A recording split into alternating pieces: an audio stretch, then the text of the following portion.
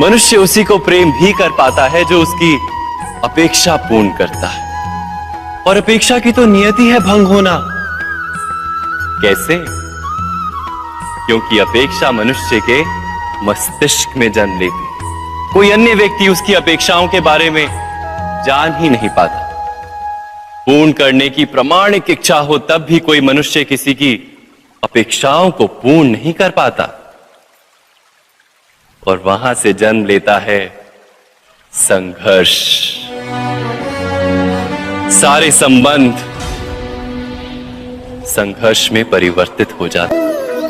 समय के आरंभ से ही मनुष्य को एक प्रश्न सदा पीड़ा देता है कि वो अपने संबंधों में अधिकतम सुख और कम से कम दुख किस प्रकार प्राप्त कर सकता है। क्या आपके सारे संबंधों ने आपको संपूर्ण संतोष दिया है? विचार कीजिए। हमारा जीवन संबंधों पर आधारित है। हमारी सुरक्षा संबंधों पर आधारित है। इसी कारण हमारे जीवन के सारे सुखों का आधार भी संबंध है। किंतु फिर भी हमें संबंधों में ही अधिकतर दुख क्यों प्राप्त होते हैं? सदा ही संघर्ष भी संबंधों से ही उत्पन्न क्यों हो जाते हैं? कभी विचार किया है? जब कोई व्यक्ति किसी अन्य व्यक्ति के विचार अथवा कार्य को स्वीकार नहीं करता, उसमें परिवर्तन करने का प्रयत्न करता है, तो संघर्ष जन्म लेता है।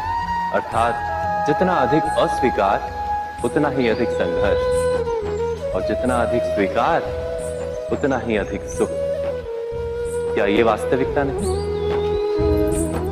यदि मनुष्य स्वयं अपनी अपेक्षाओं पर अंकुश रखे, अपने विचारों को परखे, किसी अन्य व्यक्ति में परिवर्तन करने का प्रयत्न ना कर स्वयं अपने भीतर परिवर्तन करने का प्रयास करे, तो क्या संबंधों में संतोष प्राप्त करना इतना कठिन?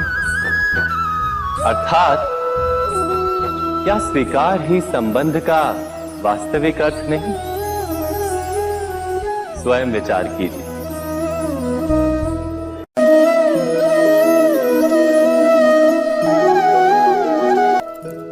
जब किसी व्यक्ति को किसी घटना में अन्याय का अनुभव होता है, तो वो घटना उसके अंतर को झकझोर देती। समस्त जगत उसे अपना शत्रु प्रतीत होता है। अन्याय लगने वाली घटना जितनी बड़ी होती है, मनुष्य का हृदय भी उतना ही अधिक विरोध करता है। उस घटना के उत्तर में वो न्याय मांगता है, और ये योग्य भी है। वास्तव में समाज में किसी भी प्रकार का अन्याय व्यक्ति की आस्था और विश्वास का नाश है। किंतु ये न्याय क्या है? न्याय का अर्थ क्या है? अन्याय करने वाले को अपने कार्य पर पश्चाताप हो, और अन्याय भुगतने वाले के मन में फिर से विश्वास जगे समाज के प्रति। इतना ही अर्थ है ना न्याय का। किंतु जिसके हृदय में धर्म नहीं होता, वो न्याय को छोड़कर बैर और प्रतिशोध को अपनाता है। हिंसा के बदले प्रतिहिंसा की भावना लेकर चलता है। स्वयं भोगी हुई पीड़ा से कहीं अधिक पीड़ा देने का प्रयत्न करता है, और इस मार्ग पर चलते अन्याय को भुगतने वाला स्वयं अन्याय करने लगता है। शीघ्र ही वो अपराधी बन जाता है। अर्थात न्याय और प्रतिशोध के बीच बहुत कम अंतर होता है, और इसी अंतर का नाम है धर्म। क्या ये सत्य नहीं? स्वयं विचार कीजिए। हृदय में आज इच्छा होती है, और यदि पूर्ण नहीं हो पाती तो हृदय भविष्य की योजना बनाता है। भविष्य में इच्छा पूर्ण होगी ऐसी कल्पना करता रहता है।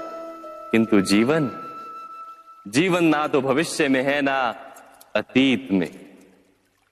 जीवन तो इस क्षण का नाम, अर्थात इस क्षण का अनुभव ही जीवन का अनुभव।